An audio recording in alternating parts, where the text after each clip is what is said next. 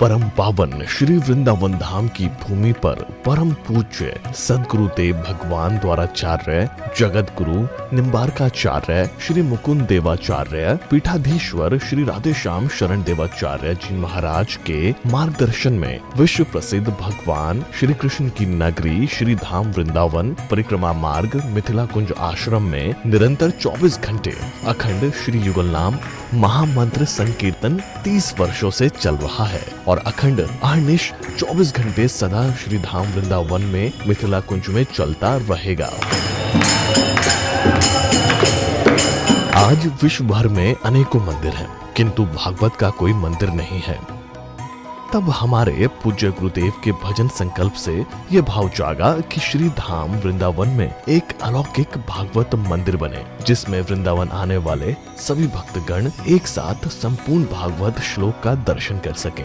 सदगुरुदेव के इस भाव को साक्षात करने के लिए विश्व में प्रथम बार श्री धाम वृंदावन मिथिला कुंज आश्रम में श्रीमद् भागवत महापुराण के 18,000 श्लोक शिलालेख लिखित भव्य दिव्य श्रीमद् भागवत महापुराण मंदिर बनने जा रहा है। आप सब भी इस दिव्य भागवत मंदिर में अपना तन मन धन से सहयोग कर श्री धाम वृंदावन में अक्षय पुण्य प्राप्त करें। एक श्लोक शिलालेख की सेवा राशि मात्र 5100 रुपए है, जिसमें आपके नाम से एक श्लोक शिलालेख पर लिखा जाएगा।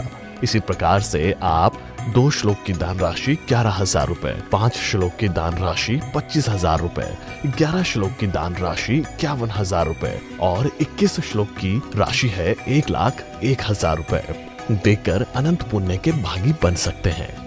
कहा गया है कलयुग केवल नाम आधारा। हम सब भी श्री धाम वृंदावन में अपने नाम से या अपने पूर्वजों के नाम से या घर में समस्त विघ्न बाधाओं को दूर करने के लिए श्री धाम वृंदावन में अखंड संकीर्तन कराने का अलौकिक पुण्य प्राप्त कर सकते हैं। साथ ही आपके द्वारा प्रदान किया गया सेवा राशि से हरि नाम संकीर्तन के साथ साथ संतों का भोजन एवं गौ माता के लिए गौग्रास समर्पित किया जाएगा। आप निम्न राशि प्रदान कर सदस्यता ग्रहण कर सकते हैं। एक दिन का संकीर्तन राशि मात्र 1,500 रुपए, एक माह का संकीर्तन राशि मात्र 15,000 रुपए, 12 माह की संकीर्तन राशि मात्र 21,000 रुपए से आपके नाम से निरंतर अखंड श्री युगल नाम हरि नाम संकीर्तन के साथ साथ साल के 12 माह में 12 दिन 12 संतों का भोजन गौग्रास आदि सेवाएं आपके मरणोपरांत भी चलते रहेंगे। अतः आप एक छोटा सा संकल्प लेकर हमसे जुड़ सकते हैं और श्री धाम वृंदावन मिथिला कुंज आश्रम में आप आजीवन सदस्य रहेंगे। आप वृंदावन में जब भी आएंगे तो आपके रहने की निःशुल्क व्यवस्था रहेगी।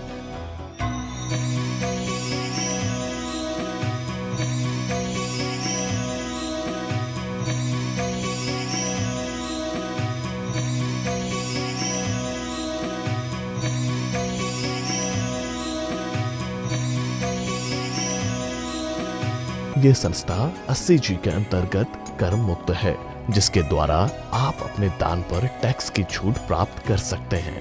आपके दान राशि की रसीद आपको बाय पोस्ट संस्था द्वारा भेजी जाएगी। साथ में आपको संस्था का प्रमाण पत्र भी दिया जाएगा।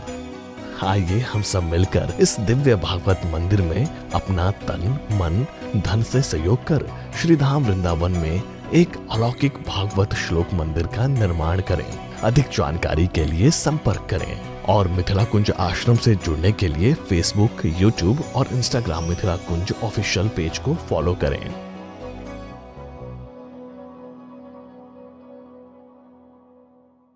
दुर्योधन कहते हैं हमने भारत को टुकड़े नहीं होने दिया, अखंड भारत है।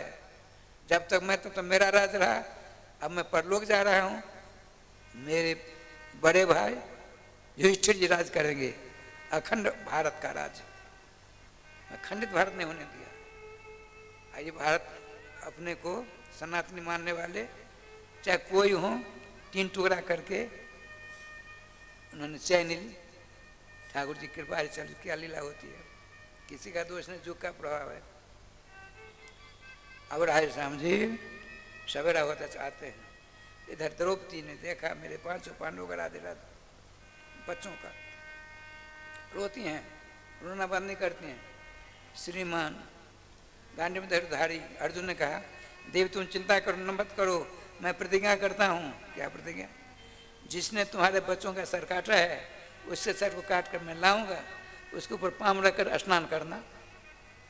अरे राम राम, भगवान का अर्जुन सावधान, चलो।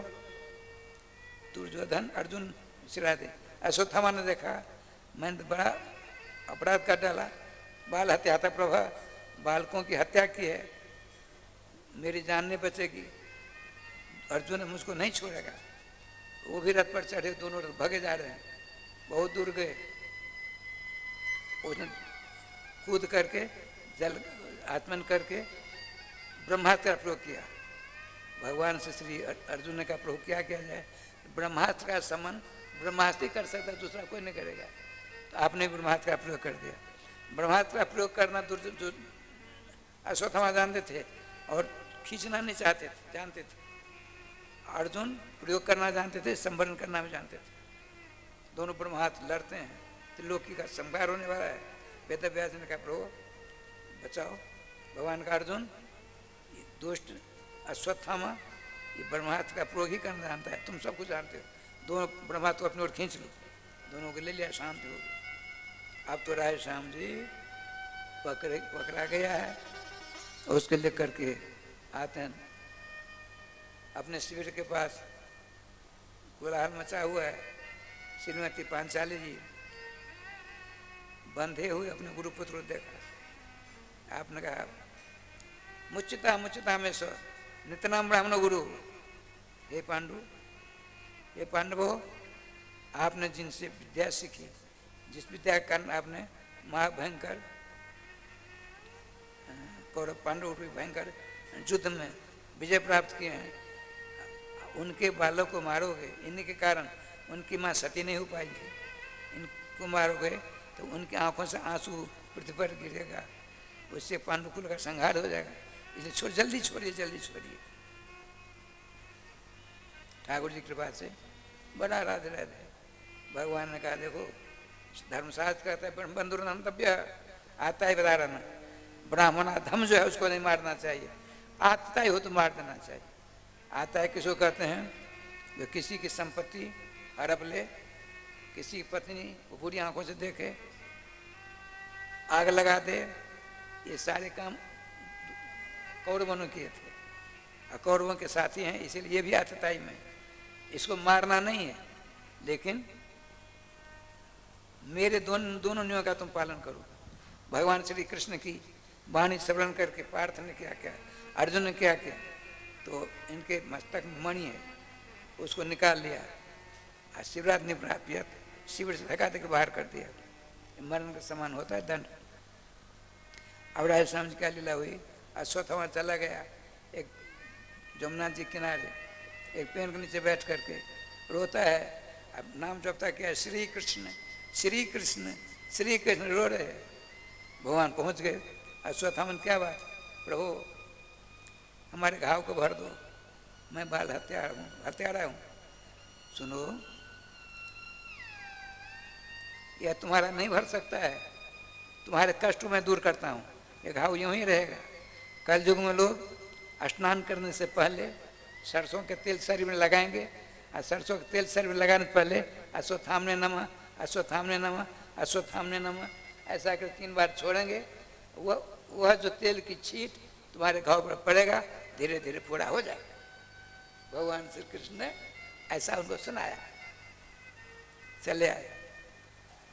अब राज ठाकुर का विधान देखिए, राज तिलक सब कुछ हुआ। 3 महीना तक भगवान श्री कृष्ण रहे। अब यहाँ जाने की तैयारी करने लगे हैं। श्री जी का विधान राज में बड़ा विलक्षण, क्या विलक्षण है सोच। भगवान श्री कृष्ण रथ पर बैठने के लिए जा रहे हैं, एक हाथ में कमल का फूल है, एक हाथ श्री अर्जुन के कंधे पर है। धीरे धीरे मस्ती चाल में रथ के पास पहुंचे। एक चरण रथ की पावदान पर है। अब हाथ छोड़ कर रथ पकड़ना चाहते हैं। इतने में ब्रह्मा उस दुष्ट ने क्या किया, 5 बाण को 5 पांडवों को मारने के लिए छोड़ा। इन लोगों ने भगवान ने अपनी माया से दूर कर दिया और अश्वत्थामा ने ब्रह्मास्त्र का प्रयोग कर दिया। अब मनु पत्नी श्रीमती उत्तरा देवी के गर्भ के ऊपर। जब अभिमन्यु का शरीर छूटा, संस्कार होने को आया, बड़े बड़े पहलवान दोनों तरफ से आते थे, कौरव तरफ से उस तरफ। इतने में 16 श्रृंगार करके द्रौपदी जी के साथ उतर आई हैं अपने पति अभिमन्यु के साथ सती होने के लिए। भगवान कुछ नहीं बोलते, स्मरण किया, वेदव्यास जी आ गए, बेटी ठहरो ठहरो ठहरो, तुम तो सत्यव्रती हो, कभी तुम असत्य बोलने वाली नहीं, और तुम्हारे संरक्षक, तुम्हारे परिवार संरक्षक श्री कृष्ण है, तुम ऐसा अनर्थ करने क्यों जा रही हो? धर्मशास्त्र का आदेश है 2 माताओं को अपने पति के साथ सती नहीं होना चाहिए। कौन से 2 माता हैं? एक गर्भवती हो, गर्भवती माता को अपने पति के साथ सती नहीं होना चाहिए, और दूसरी माता हो जिसका महारथी बेटा हो, अपने पति के साथ सती नहीं हो। द्रोणाचार्य की पत्नी कृपी देवी द्रोणाचार्य के साथ सती होना चाहती, वेदव्यास ने वहां रोका, तुम्हारा पितृ अश्वत्थामा महारथी है, और तुम तो सुनो, तुम गर्भवती हो, तुम्हारे पेट में वह महापुरुष आने वाला है जिसके लिए ये कृष्ण देखे हैं, मुस्कुरा रहे हैं, सब कुछ जानते हैं, इनका एक अवतार होने वाला है। तुम्हारे पेट में जो बच्चा है उसके लिए श्री कृष्ण का एक अवतार होगा। देवी तुम साधारण माता नहीं हो, और साधारण बालक को जन्म देने वाली हो, जाओ। उनकी बात मान करके अपने पति को प्रदक्षिणा करके आती है। आज क्या लीला भगवान श्री कृष्ण, आपने सोचा उतरा ने मेरी इस दुखावस्था को देख करके उनका हृदय शिथित हो जाएगा, इसलिए मैं श्री कृष्ण पर सामने नहीं जाऊंगा। तो इधर भगवान श्याम सुंदर 6 प्रकार से मिलते हैं। देखिए, हाथ से हाथ मिलाते, करस पर से ही। लोग कहते हैं अंग्रेजों की देन है, बिल्कुल नहीं। यदि तत्कोचित, जो श्रीमद् भागवत में है, जो श्रीमद् श्री महाभारत में है, भागवत जी में है, वही ब्रह्मांड में है, और जो ब्रह्मांड वही भागवत में है। भगवान श्री कृष्ण 2 बार मिलते हैं, एक बार हस्तनापुर में भी करस पर 6 प्रकार से, और जब जाएंगे द्वारका तब मिलेंगे। बड़ों को चरण स्पर्श करते हैं, छोटों से चरण स्पर्श कराते हैं 2, संदेह से हृदय लगाते हैं 3, और चांडाल आदि को, हरिजनों को कहो भाई ठीक तो हो, किसी प्रकार की तकलीफ तो नहीं, 4, हाथ से हाथ मिलाते हैं 5, और माताओं को नेत्रों के द्वारा मुस्कुराते हुए मिलते हैं। 6 प्रकार से भगवान मिलते हैं। करस पर से श्री कृष्ण की देन है, ध्यान रखना है, किसी और इधर उधर की देन नहीं है। ठाकुर जी कृपा से भगवान चढ़ने वाले हैं। इतने में इनके पेट में भयंकर ज्वाला निकली उत्तरा जी की। अब ये इन्होंने सोचा हम अपने पति के पास, अपने ससुर के पास जाएं, कहाँ जाएं ना, हमारी वंश की परंपरा है। क्या परंपरा? कुंती जी को कोई बात आती है तो भगवान श्री कृष्ण के पास जाती हैं। हमारी सास श्री द्रौपदी जी, 500 पांडव थे, कुछ नहीं कहा, भगवान से याद, हे कृष्ण द्वारकावासिन, हे गोपी वल्लभ ब्रजनाथ, आओ शीघ्र बचाओ, कौरव सागर में डूब जाती, तुमसे सखा प्राप्त करके मैं क्यों अनाथ समझ जाती।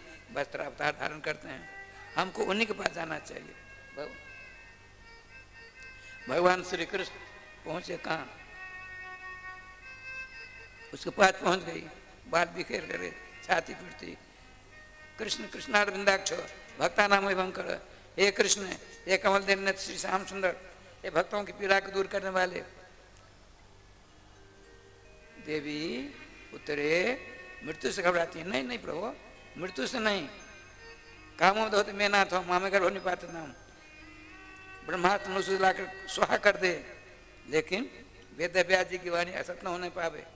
जिस बच्चे के मोह में फंस करके मैं सती नहीं हो पाई, और इसके लिए एक आपका नवीन अवतार होने वाला है, उसकी रक्षा आप करें। भगवान श्री कृष्ण ने सोचा गर्भस्थ बालक ने हमको अपने रक्षा के लिए नहीं कहा है, इसकी माँ ने कहा है यदि मैं यहीं से रक्षा कर दूं तो आने वाला जो भविष्य है, माताएं बहुत सारी हमारे ऊपर अंगुलियां निर्देश करेंगी, बच्चे की बिना पुकारे तूने रक्षा कर दी तो हमारी रक्षा क्यों नहीं करते, हमारे बच्चों की रक्षा क्यों नहीं करते। यह सोच समझ करके भगवान क्या करते हैं, सो देखिए अंदर चले जाते हैं। अर्थात माता उत्तराखंड में जो बच्चा है वो पहले से मैं पीछे जाऊंगा, उसका छोटा भाई बन जाऊंगा। बड़े भाई के ऊपर यदि किसी प्रकार का कष्ट होता है तो छोटे भाई का पुनीत कर्तव्य है अपने बड़े भाई के कष्ट को दूर करे। ये भगवान अंदर गए। तब तक क्या हुआ, ब्रह्मास्त्र ने बच्चे को जला दिया। एक सिद्धांत भगवान ने सोचा यदि मैंने प्रार्थना सुनकर भक्ता की रक्षा नहीं की, यह बात भक्ता को मालूम पड़ जाएगी, तब तो मेरा भी समाप्ति कराना हो जाएगा। पतिव्रता से भगवान भी घबराते हैं। तुरंत आपने क्या किया राजस्थान जी, तो स्वयं श्री कृष्ण परीक्षित जी का उदाहरण करते हैं, वहाँ विराजमान हो जाता है। एक और दूसरा सिद्धांत क्या है, तो देखिए बालक परीक्षित है, ब्रह्मा ज्वाला भयंकर चारों तरफ से परेशान करने वाली है। ज्वाला बच्चे के बीच में श्री कृष्ण का सुदर्शन चक्र चला गया, ब्रह्मा जी ज्वाला को शांत कर दिया, बच्चा बाल बाल बच गया। ये भगवान की कौतुकमयी लीला होती है। अब श्री जी कृपा से बड़े आनंद से भगवान उनकी रक्षा करके यहाँ से प्रस्थान करने द्वारका चाहते हैं। इधर अभिमन्यु कुमार परीक्षित जी का जन्म होता है। सूचना सुन करके श्री युधिष्ठिर जी ने कहा, ज्योतिर्विदों से पूछा कैसा मेरा बालक होगा, वो बहुत सारी बात बता देते हैं। ये 3 अश्वमेध यज्ञ करेंगे और चक्रवर्ती सम्राट परीक्षित जी होंगे, भारत का अंतिम सम्राट होंगे चक्रवर्ती है, उनके बाद छोटे छोटे राज हो जाएगा संसार में, और श्री कृष्ण भक्त होंगे। लेकिन 60 वर्ष की अवस्था होते ही ब्राह्मण कुमार के हिसाब से मर जाएंगे।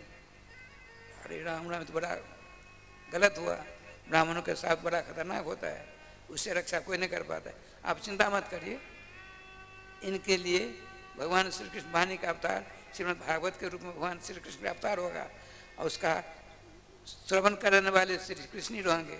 देखिए कृष्णम द्वैपायनम बंदे, कृष्ण कहते हैं वेद व्यास जी को कृष्ण कहते हैं, ब्रजवासी कृष्ण को कृष्ण कहते हैं, विष्णु कृष्ण कृष्ण कहते हैं, अर्जुन को भी। यहाँ श्रीमद् भागवत रूपी कृष्ण है, इनको बनाने वाले हलवाई कौन है, वेद व्यास रूपी कृष्ण। इनको खाने वाले कौन है, परीक्षित रूपी कृष्ण। अपरिष्कार करने वाले कौन है, तो सुखदेव रूपी कृष्ण। ये कृष्ण ही कृष्ण है। श्रीमद् भागवत महापुराण श्री कृष्ण, सुखदेव जी श्री कृष्ण, वेद व्यास जी श्री कृष्ण, सबके सब कृष्ण। हलवाई हुए कौन, वेद व्यास जी, वो कृष्ण है। पदार्थ कौन हुआ, श्रीमद् भागवत महापुराण, वो कृष्ण है। खाने वाले कौन हुए, श्री सुखदेव जी। अपरिष्कार करने वाले कौन, भगवान श्री सुखदेव जी, वो भी कृष्ण। इस प्रकार से राधे राधे करके भगवान श्री कृष्ण वहाँ से कुंती जी ने स्तुति की। कुंती जी का स्तुति मत सुन, एक एक श्लोक पर राधे राधे होने वाला है। कहते हैं जन्म ईश्वर सुतर स्त्री भी एदमान मधा पुमान नैबार तुम भाई तो हम कितने गोचर है। आप उनसे देखे जाते हैं, उनके द्वारा, जिनके पास कुछ नहीं है, आपके नाम रूपी दिव्य धन है, उन्हीं की आंखों से आप दर्शन जोग होते हो। और जिनके पास हम ब्राह्मण हैं, हम बड़े कवि हैं, हम बड़े धनी हैं, हम बड़े विद्वान हैं इत्यादि अभिमान है, जो अभिमानी होते हैं, चाहे किसी वस्तु की का अभिमान हो, वह आपके मंगलमय नाम का स्मरण नहीं करना चाहते हैं। उनके सर्वांश को नाश करने के लिए आपकी माया है, नाम निशान सब समाप्त कर देते हैं। श्रीमती कुंती जी कहते हैं। इसके बाद पिता भीष्मपाद बारी आई, अंतिम समय है, भगवान से प्रार्थना की थी, प्रभु कभी जब मेरा अंतिम समय आवे आप हमको दर्शन देना। भगवान का तथास्तु।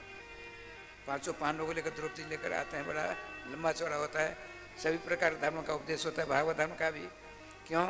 भागवत के 12 आचार्यों में से भीष्म पितामह का नाम आता है। देखिए, जन्म लेने के लिए सोवर घर बहुत जगह है, मरने के लिए मरण घर हमने नहीं सुना है। मरने के लिए मरण घर हमने नहीं सुना, कहाँ है, नहीं है। लेकिन जन्म लेने के लिए बहुत से डॉक्टर पेट को चीर देते हैं, क्या क्या करते हैं, खूब पैसे लेते हैं। ये लेकिन दो हमारे आचार्य हैं, उन्होंने कहा इस प्रकार से मरोगे तुम्हारा जन्म कभी नहीं होगा, नित्य जुगल सरकार के सानिध्य में रहोगे, इस प्रकार से। तो भीष्म पितामह कहता है हम मेरे जैसे मरो। वो लेटे हैं सरसज्जा पर, भगवान श्री कृष्ण का नाम लेते हैं, भगवान श्री कृष्ण सामने हैं, नेत्रों के द्वारा श्री कृष्ण ने रूप को अपने हृदय में रख लिया है, जीवा से नाम लेते हैं, फिर नेत्र खोलते हैं, एक रूप से श्री कृष्ण अंदर, एक रूप से श्री कृष्ण बाहर, और उनकी मंगल में नाम आपके जीवा से निकल रही है। श्री कृष्ण करते करते अपने दिव्य लोक को पदार्पण कर जाते हैं। कहने का तात्पर्य इस प्रकार से मरना है तो कभी नहीं जन्म लोगे न मरोगे, और जो जन्म लेगा उसको मरना पड़ेगा, जो मरेगा उसको जन्म लेना पड़ेगा।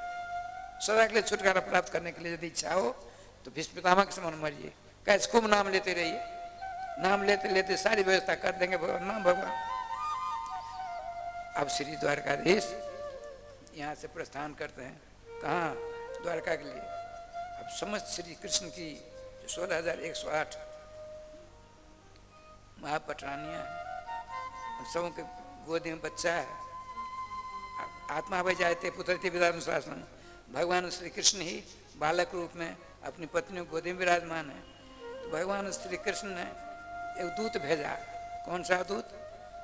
हस्तिनापुर से आते हैं, द्वार कई महीना हो गए, अब आपने दूत को भेजा। देखो कैसा दूत है, हंस को भेजा। हंस, हंस कैसा है? तो 5 जनसंघ है ना, 5 जनसंघ। तो हंस के पांव और चोंच लाल होते हैं, हंस का पूरा शरीर सफेद होता है। भगवान श्री कृष्ण की जो हथेली है ये लाल है ना, आपके होठ लाल हैं। आप भगवान श्री कृष्ण ने क्या किया, तो 5 जनसंघ को लिया, तो आपके दोनों हाथ चरण के समान दिखते हैं, आपके दोनों होठ लाल लाल जो हैं वो हंस की चोंच के समान दिखते हैं, और शंख सफेद है। आपने ऐसी फूंक मारी, भगवान श्री कृष्ण ने कहा मैं बिल्कुल आ रहा हूँ, आ गया हूँ। श्री कृष्ण की शंख ध्वनि श्रवण करके जितनी पटरानियाँ नेत्र बन करके आपकी गोद में श्री कृष्ण बालक के रूप में श्री कृष्ण है, भगवान श्री कृष्ण के दिव्य रूप को नेत्रों द्वारा हृदय में धारण कर लिया है।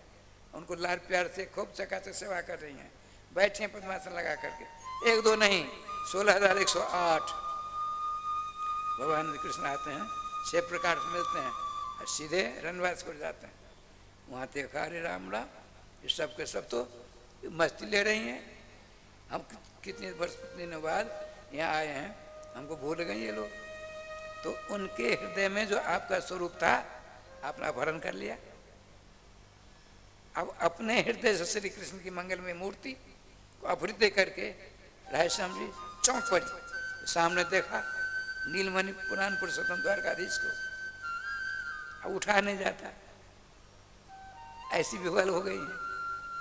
भगवान श्री कृष्ण एक रूप नहीं 16,108 रूप धारण कर लिया। सबों के पास गोदी में बच्चा सब उठा के अपने हृदय में ले गया, लगा लिया श्याम सुंदर ने। देखिए लीलाधारी की लीला। अब समस्त स्त्रियों ने उठ करके स्वाद सदा कर आसन बिठाया, नाना प्रकार की सेवा की। श्री वृंदावन बिहारी लाल की जय।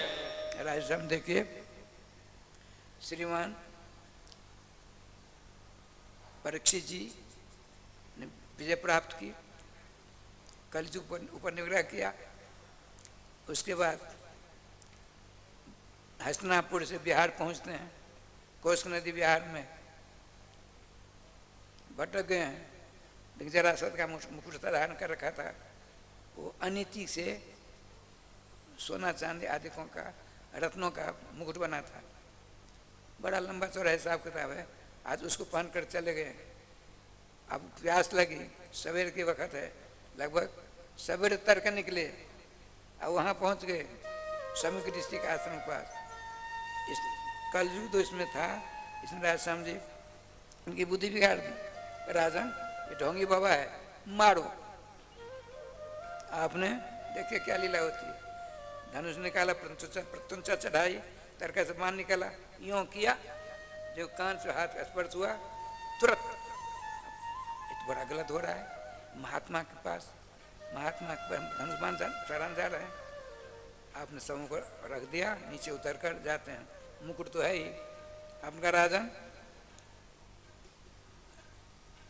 नारा नाम से नाराधिप, मनुष्यों के राजा कौन? मनुष्यों में देवता कौन होता है? राजा। आप राजा हो, इनको उठकर स्वागत सत्कार करना चाहिए, नहीं किया, इसीलिए अपमान किया आपका। कलयुग इनको समझा रहा है, मुकुट में बैठा है। स्वयं कलयुग ने क्या क्या, एक मरा हुआ सांप का रूप धारण कर लिया, इनकी बुद्धि को विचलित कर दिया। बाण की नोक से मरे हुए सांप को उठाकर सम्यक ऋषि के गले में रख दिया। 4 प्रकार की अवस्था होती है, जागृत, स्वप्न, सुषुप्ति, तुरीय। तुरीय अवस्था का वर्णन गोपालता अपने में आया है।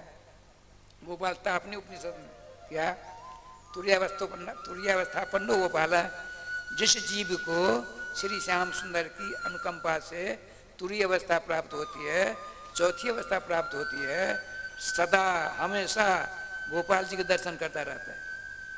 आपको देखेंगे वो, लेकिन आपको नहीं, श्री गोपाल जी को देखेंगे।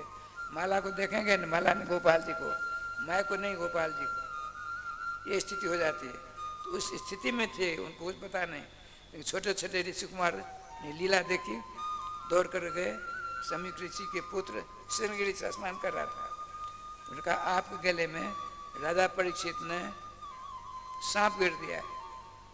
तुरंत क्रोध आतुर होकर के कौशिक का उपस्थित से बाघ भद्रम में सर्द हो, कौशिक नदी का पानी लिया, बाण विभाग का प्रयोग कर दिया, 7 मिनटों को मार खाएगा, सांप काट खाएगा, ऐसा शाप दे दिया।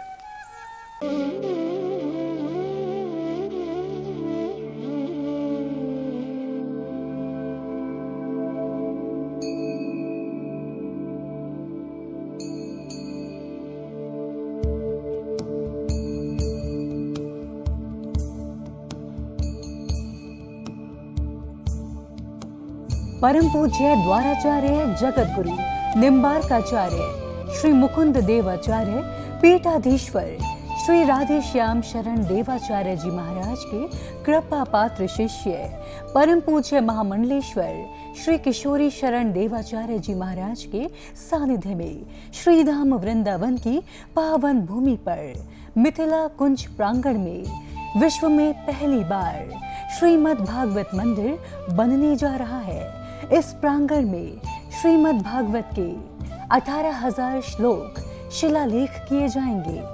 आप सभी भक्तगण भी इस मंदिर में सहयोग कर सकते हैं। 1 श्लोक की सेवा 5100 रुपए, 2 श्लोक की सेवा 11,000 रुपए, 5 श्लोक की सेवा 25,000 रुपए, 11 श्लोक का दान 51,000 रुपए, 21 श्लोक का दान 1,01,000 रुपए। अधिक जानकारी हेतु संपर्क करें। सहयोग हेतु अकाउंट डिटेल्स इस प्रकार हैं।